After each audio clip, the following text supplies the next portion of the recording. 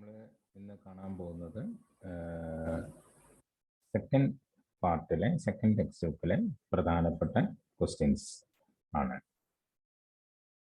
അപ്പം അതിൽ ഇമ്പോർട്ടൻ്റ് ആയിട്ടുള്ള ക്വസ്റ്റ്യൻസ് നമുക്ക് നോക്കാം.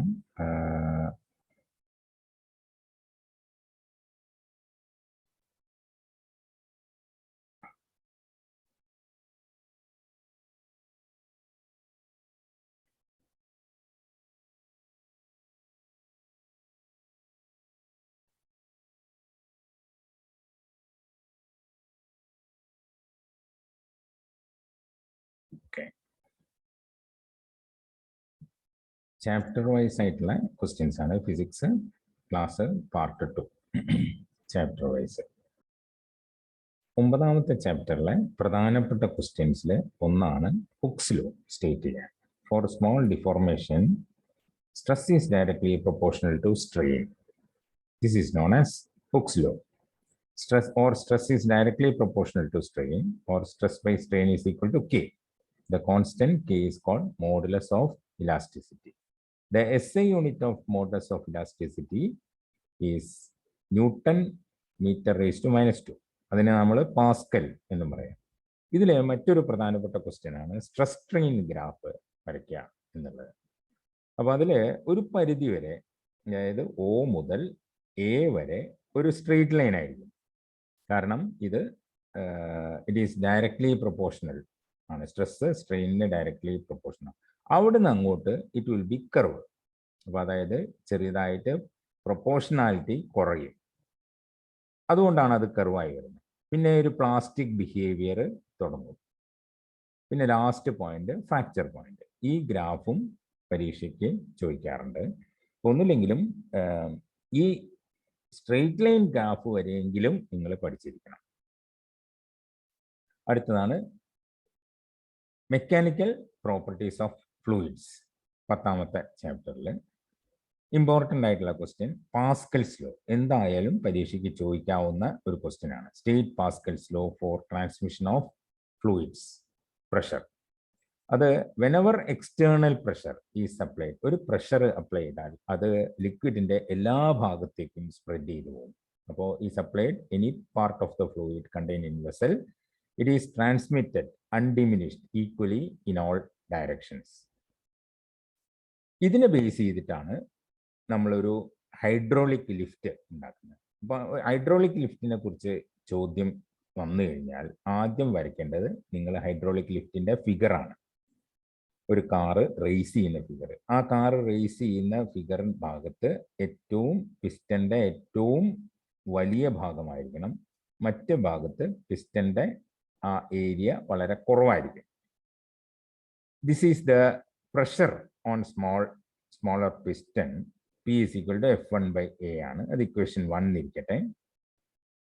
Pressure is transmitted to larger cylinder with larger piston area A2. അപ്പോൾ upward force A2 എന്ന് പറഞ്ഞാൽ F2 is equal to P into A2 ആയിരിക്കും. അപ്പോൾ therefore ഇക്വേഷൻ 1-ൽ നിന്ന് സബ്സ്റ്റിറ്റ്യൂട്ട് ചെയ്യാം നമുക്ക്. F2 is equal to F1 by A1 into A2. That is F2 is equal to F1 by A2 into A1. ഇത്രയും ആണ് ഇതിന്റെ വർക്കിംഗ് പ്രിൻസിപ്പിൾ. അതായത് ചെറിയ ഫോഴ്സ് ഉപയോഗിച്ച് കഴിഞ്ഞാൽ V will get A larger force. കാരണം ഇവിടെ F2 വിൽ ബി ലാർജ്. കാരണം F1 കുറവാണ്, A2ന്റെ വാല്യൂ കൂടുതലാണ്.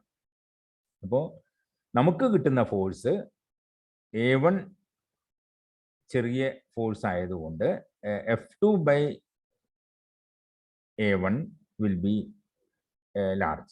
ചെറിയ ഫോഴ്സ് ഉപയോഗിച്ച് കഴിഞ്ഞാൽ we are getting a large force. ഇനി ഇതിന് മറ്റൊരു പ്രധാനപ്പെട്ട ക്വസ്റ്റ്യൻ ആണ് state and prove Bernoulli's principle.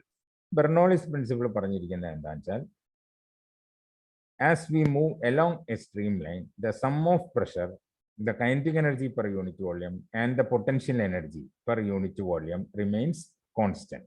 അതായത് അതൊരു ഇക്വേഷനിലൂടെ പറയുകയാണെങ്കിൽ P plus half rho V square plus rho GH will be a constant.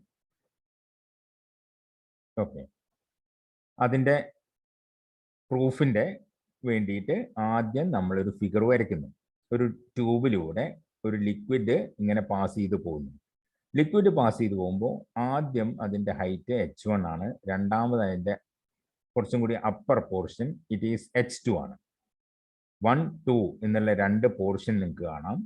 V1ലാണ് 1ലുള്ള velocity, V2 ആണ് 2ലുള്ള വെലോസിറ്റി. അപ്പം അങ്ങനെ വരുമ്പോൾ work done on the fluid എന്ന് പറഞ്ഞാൽ W1 + W2 ആണ്.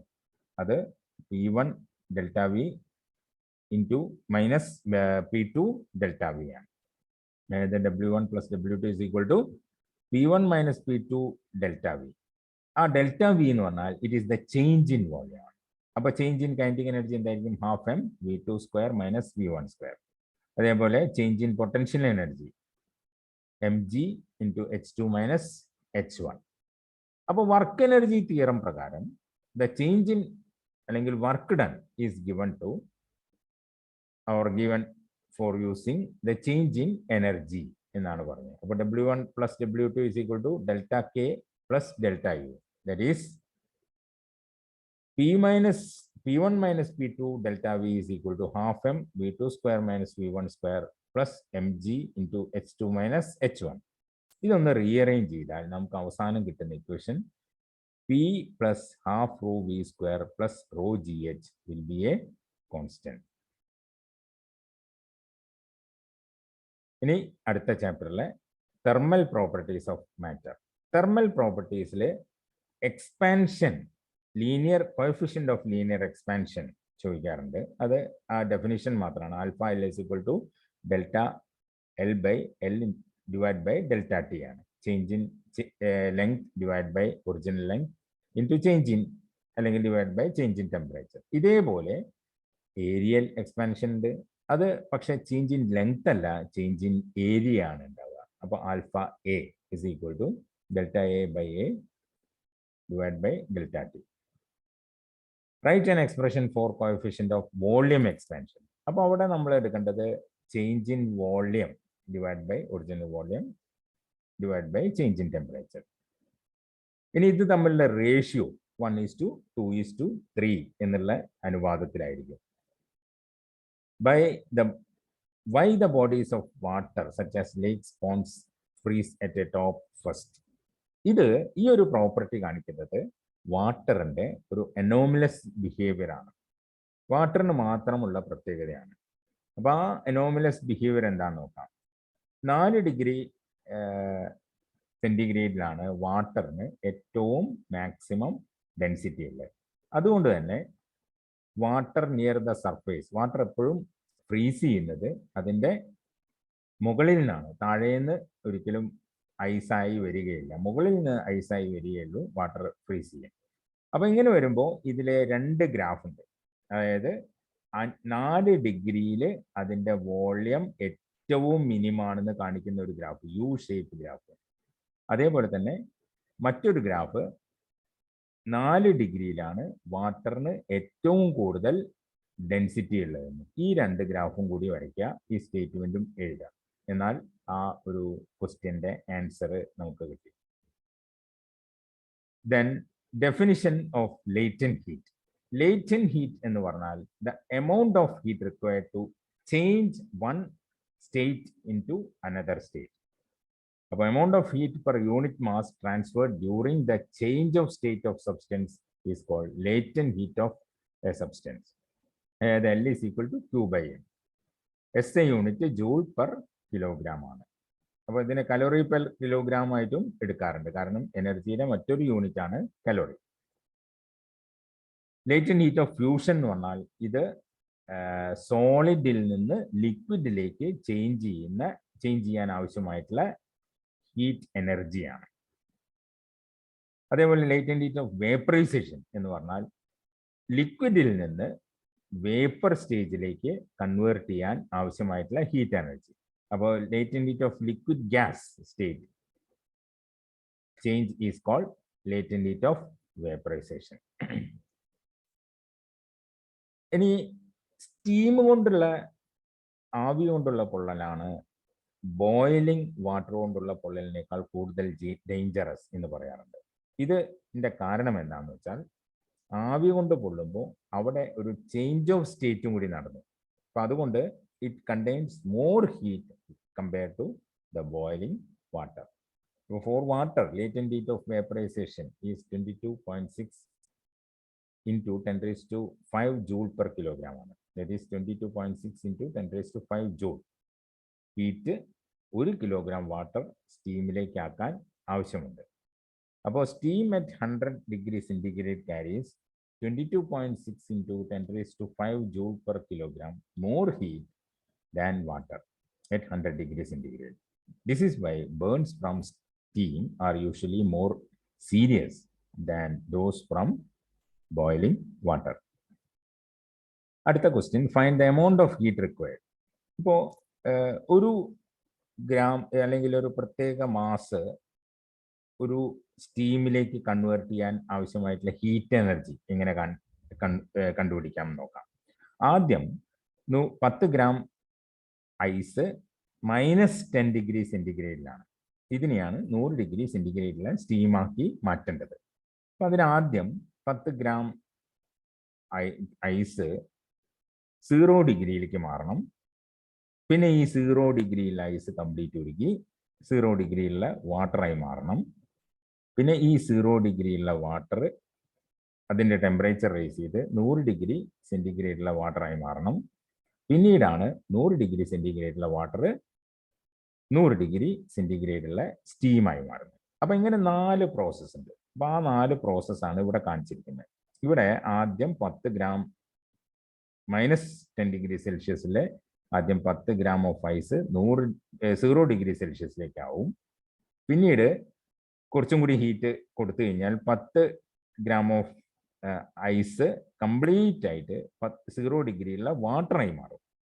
പിന്നീട് അത് 10 ഗ്രാം അല്ലെങ്കിൽ 10 ഗ്രാം ഓഫ് വാട്ടർ 100 ഡിഗ്രി സെൽഷ്യസിലേക്കാവും.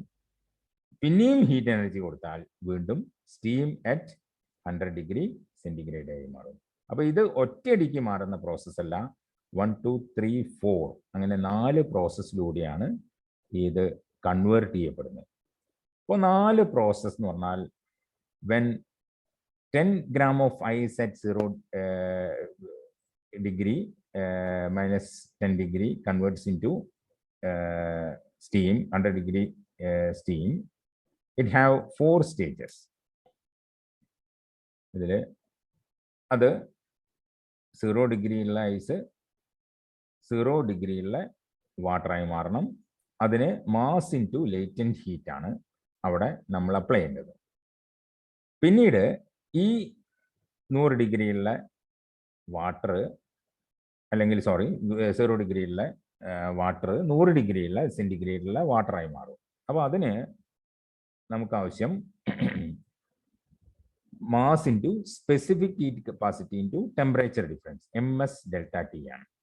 അപ്പോൾ അത് കാലറിയിൽ കാൽക്കുലേറ്റ് ചെയ്യാം. പിന്നീട് 100 ഡിഗ്രിയുള്ള വാട്ടർ 100 ഡിഗ്രിയുള്ള സ്റ്റീമായി മാറും. അപ്പോൾ അവിടെ നമ്മൾ മാസ് ഇൻറ്റു ലേറ്റൻറ്റ് ഹീറ്റ് ആണ് നമ്മൾ യൂസ് ചെയ്യുന്നത്. അപ്പോൾ 540 കലോറി പെർ ഗ്രാം ആണ് അതിൻ്റെ ലേറ്റൻറ്റ് ഹീറ്റിൻ്റെ വാല്യൂ. അപ്പോൾ ഇത് കാൽക്കുലേറ്റ് ചെയ്താൽ 10 × 20 × 0.5 100 ഡിഗ്രി അല്ലെങ്കിൽ 100 കലോറിയാണ്. അടുത്തത് 10 gram of ice 10 gram of water ആയി മാറും. അതിന് 10 × 80 അതായത് 800 കലോറി. ഇതാണ് Q2 എന്ന് പറയുന്നത്. Heat required to convert 0 degree centigrade of 10 gram of water into 100 degree. അതിന് mass into specific heat capacity into difference in temperature. അതായത് 10 × 100 × 1. അതിൻ്റെ സ്പെസിഫിക് ഹീറ്റ് കപ്പാസിറ്റി 1 ആണ്. അപ്പോൾ അതുകൊണ്ട് 1000 calorie. Heat required 10 gram of water into 100 degree centigrade. അത് 10 × 540 അതായത് 5400 calorie as latent heat of water. അപ്പോൾ അങ്ങനെ ഈ കിട്ടുന്ന എല്ലാ ഹീറ്റ് എനർജിയും കൂടി ആഡ് ചെയ്താൽ 7300 കാലറീസ് ആണ് കിട്ടുക. ഇതിനെ നമ്മൾ SI യൂണിറ്റിലേക്ക് കൺവേർട്ട് ചെയ്യണമെങ്കിൽ 1 കലോറി എന്ന് പറഞ്ഞാൽ 4.2 × 10⁻³ ജൂൾസ് ആണ്. അപ്പോൾ അതുകൊണ്ട് 7300 × 4.2 × 10⁻³ അതായത് 30660 into 10⁻³ joules ആണ് ഇതിൻ്റെ എനർജി സപ്ലൈ ചെയ്യേണ്ടത്.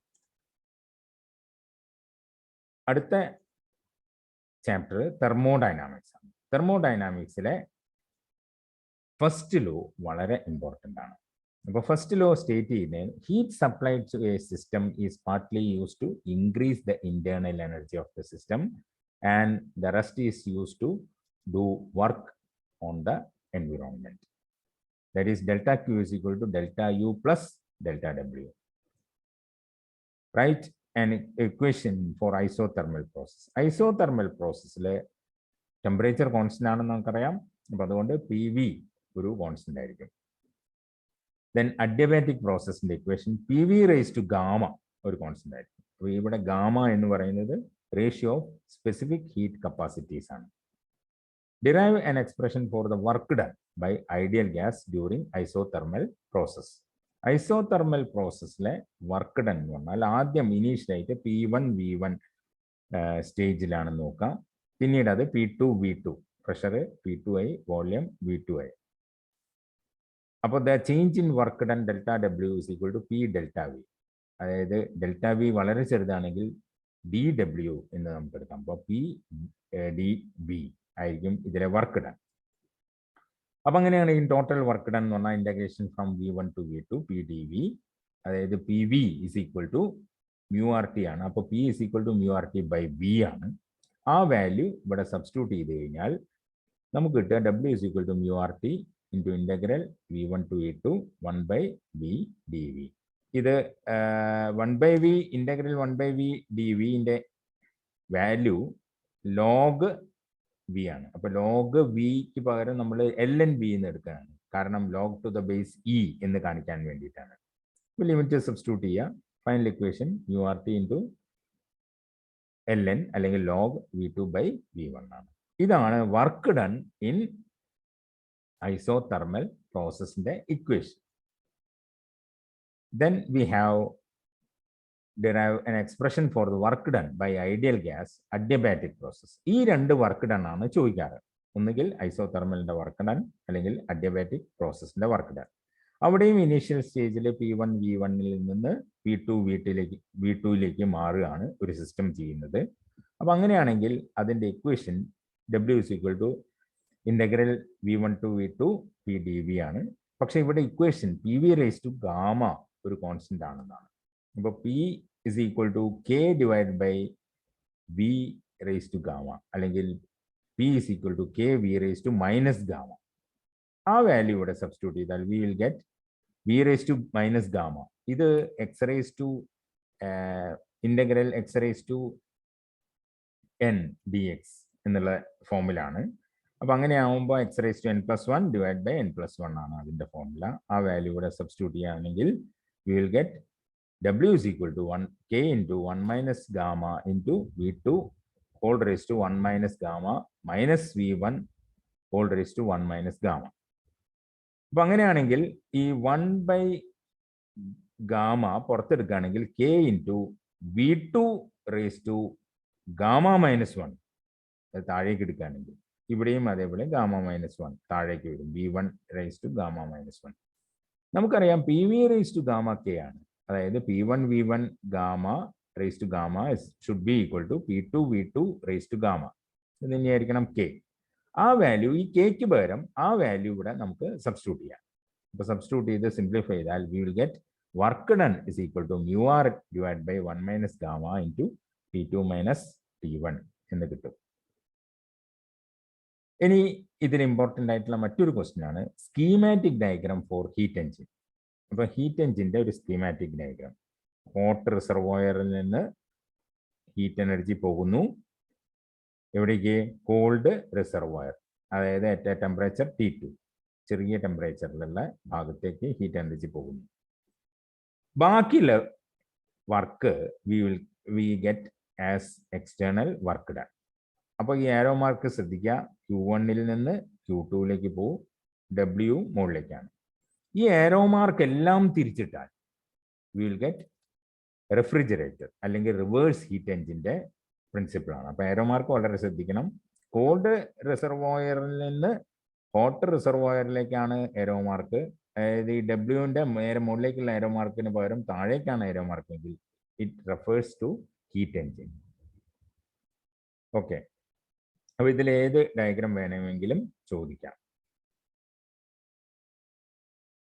ഇനി ഇതിലെ ഇമ്പോർട്ടൻ്റ് ആയിട്ടുള്ള equation for efficiency of heat engine, അത് എഫിഷ്യൻസി ഡിഫൈൻ ചെയ്തിരിക്കുന്നത് ഈറ്റ എന്നാണ്, ഒരു ഗ്രീക്ക് ടേം ആണ് ഈ കാണുന്ന ഭാഗം. ഈറ്റ ഇസ് ഈക്വൽ ടു W/Q1 ആണ്. അപ്പൊ Q1 is the heat absorbed by the system, W is the work done by the system on the environment. അപ്പോൾ അങ്ങനെയാണെങ്കിൽ W is equal to Q1 minus Q2 ആണെന്ന് നമുക്കറിയാം. അപ്പോൾ ഈറ്റ is equal to Q1 minus Q2 divided by Q1. അപ്പോൾ അതായത് 1 minus Q2 by Q1 വരും. ഇത് തന്നെയാണ് 1 minus T2 by T1. അപ്പോൾ പ്രത്യേകം ശ്രദ്ധിക്കുക, ഇതിലെ പ്രോബ്ലം ചെയ്യാൻ വരികയാണെങ്കിൽ ഇതിനെ കെൽവിനിലേക്ക് മാറ്റിയിട്ട് വേണം ചെയ്യാൻ. ഒരു എക്സാമ്പിൾ ആയിട്ട് നമുക്ക് വാട്ട് ഈസ് ദ എഫിഷ്യൻസി എന്നുള്ളത് കാൽക്കുലേറ്റ് ചെയ്താൽ 233 കെൽവിനും 373 കെൽവിനും വർക്ക് ചെയ്യുന്ന ഒരു ഹീറ്റ് എഞ്ചിൻ്റെ എഫിഷ്യൻസി എത്രയാണ്. ഇപ്പോൾ ഇവിടെ കെൽവിനിൽ തന്നെയാണ് തന്നതെന്നുള്ളതുകൊണ്ട് പ്രശ്നമില്ല. അല്ല, കെൽവിനിലല്ലെങ്കിൽ ഇത് കെൽവിനിലേക്ക് ആക്കിയിട്ട്, അതായത് 273 കൊണ്ട് സെൽഷ്യസിലാണ് തന്നതെങ്കിൽ 273 കൊണ്ട് ആഡ് ചെയ്തതിന് ശേഷം മാത്രം വേണം ചെയ്യാൻ.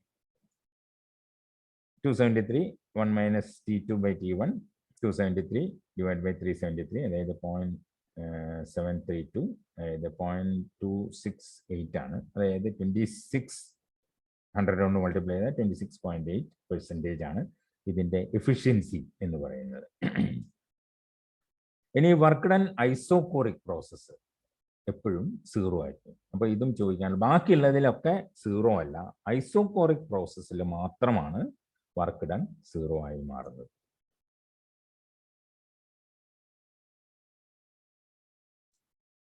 കൈനറ്റിക് തിയറിയിൽ അതിൻ്റെ പോസ്റ്റുലേറ്റ് ആണ്, റൈറ്റ് എനി 4 പോസ്റ്റുലേറ്റ്സ് അല്ലെങ്കിൽ 5 അതിലധികമോ പോസ്റ്റുലേറ്റ്സ് ഉണ്ട്. അപ്പോൾ ഇതിലെ ഏത് പോസ്റ്റുലേറ്റ്സ് വേണമെങ്കിലും എഴുതാം നിങ്ങൾക്ക്. interaction between molecule negligible ആണെന്നോ, മോളിക്യൂൾസിന്റെ ഇലാസ്റ്റിക് കൊളീഷൻ ആയിരിക്കും അതിൻ്റെ അകത്ത് നടക്കുന്നത്. As the collision elastic, total kinetic എനർജിയും മൊമെന്റവും കൺസേർവ്ഡ് ആയിരിക്കും. Average kinetic energy proportional to absolute temperature of the system ആയിരിക്കും. അപ്പോൾ ഇത്രയും കൈനറ്റിക് തിയറിയുടെ പോസ്റ്റുലേറ്റ്സ് ആണ്. അപ്പോൾ ഇതിൽ നിന്നൊരു ക്വസ്റ്റ്യൻ എക്സ്പെക്ട് ചെയ്യാം. ഇനി ഇതേപോലെ average kinetic energy proportional to temperature ആണെന്നുള്ളത് പ്രൂവ് ചെയ്യാനുള്ള ഇതും ചോദിക്കാം. അപ്പോൾ അതിന് പ്രഷറിൻ്റെ ഇക്വേഷനിൽ നിന്ന് തുടങ്ങാം. പ്രഷറിൻ്റെ equation PV is equal to 1/3 NM V⁻². നമുക്കറിയാം റൂട്ട് മീൻ സ്ക്വയർ വെലോസിറ്റി ആണത്. അതായത് N into ½ M V⁻² എന്ന് പറഞ്ഞാൽ കൈനറ്റിക് എനർജിയാണ്, ആവറേജ് ട്രാൻസ്ലേഷണൽ കൈനറ്റിക് എനർജിയാണ്. ഐഡിയൽ ഗ്യാസ് ഇക്വേഷൻ പ്രകാരം PV is equal to N into KBT ആണ്. അതായത് 2/3 എനർജി ആയിരിക്കും NKBT, അതായത് E/N is equal to 3/2 KBT. ഇതാണ് ബോൾട്സ്മാൻസ് ഇക്വേഷൻ. അപ്പോൾ ഇതാണ് കാണിക്കുന്നത് ആവറേജ് കൈനറ്റിക് എനർജി എപ്പോഴും KB ഒരു കോൺസ്റ്റന്റ് ആയതുകൊണ്ട്, ബോൾട്സ്മാൻ കോൺസ്റ്റന്റ് ആയതുകൊണ്ട് എപ്പോഴും പ്രൊപ്പോർഷണൽ ടു അബ്സല്യൂട്ട് ടെമ്പറേച്ചർ ആയിരിക്കും. ഇനി അടുത്ത ചാപ്റ്റർ ഓസിലേഷൻസ്. ഓസിലേഷൻസിൽ എന്താണ് സിമ്പിൾ ഹാർമോണിക് മോഷൻ എന്ന് എന്തായാലും ചോദിക്കാവുന്ന ഒരു ക്വസ്റ്റ്യൻ ആണ്. Define simple harmonic motion. Simple harmonic motion executed by particle subject to a force which is proportional to displacement of the particle and directed towards the mean position. ഇങ്ങനെയുള്ള periodic മോഷനെയാണ് നമ്മൾ simple harmonic motion എന്ന് പറയുന്നത്. അതിൻ്റെ ഒരു mathematical expression ആണ് x of t is equal to a cos omega t plus 5. അതിന് x of t എന്ന് പറയുന്നത് ഡിസ്പ്ലേസ്മെന്റ് ആണ്, എ ആംപ്ലിറ്റ്യൂഡ് ആണ്, ഒമേഗ ആംഗുലർ ഫ്രീക്വൻസി ആണ്.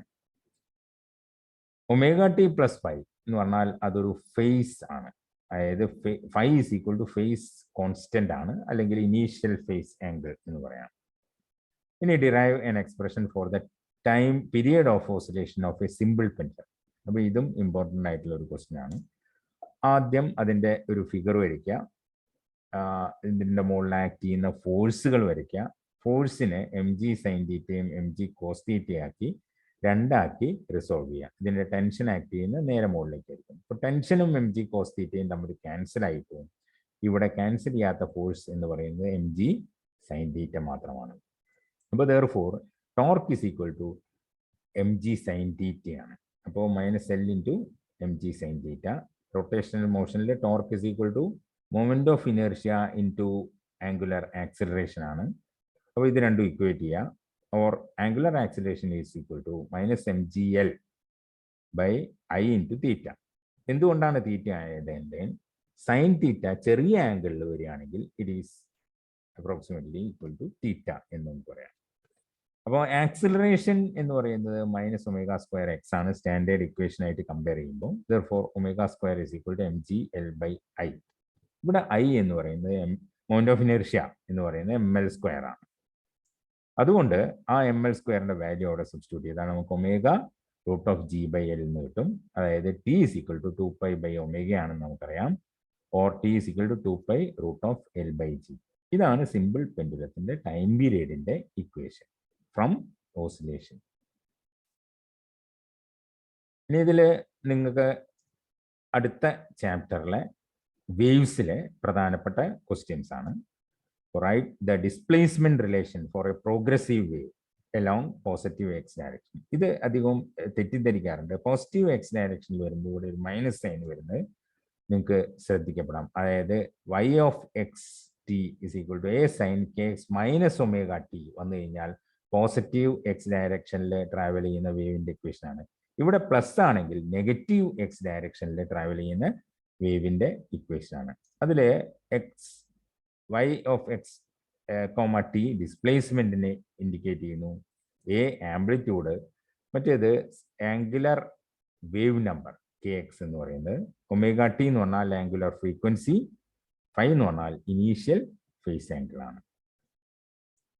ഇനി ഇതിലെ ഇമ്പോർട്ടൻ്റ് ആയിട്ടുള്ള ഒരു question, newton Laplace formula four gas, velocity of sound in gas അല്ലെങ്കിൽ ഇൻ എയർ. അപ്പോൾ Laplace states that pressure variation propagation of sound waves are so fast that there is little time for heat flow to maintain constant temperature. These variations therefore are adiabatic, not isothermal. അപ്പോൾ ഒരു propagation of sound through air ഒരു adiabatic പ്രോസസ്സിന്റെ example ആണ്. അപ്പോൾ adiabatic പ്രോസസ്സിന് നമുക്കറിയാം v is equal to root of p by rho എന്നാണ് equation. അതായത് ബി എന്ന് പറയുന്ന ബൾക്ക് മോഡുലസ് ആണ്. അതായത് പി വി റേസ് ടു ഗാമയാണ് ആ ഇക്വേഷൻ വേണ്ടത്. അല്ലെങ്കിൽ delta p V raise to gamma will be 0. അപ്പോൾ ഇവിടെ നമ്മൾ സബ്സ്റ്റിറ്റ്യൂട്ട് ചെയ്യാൻ p gamma v raise to gamma minus 1 delta V plus v gamma delta p should be 0.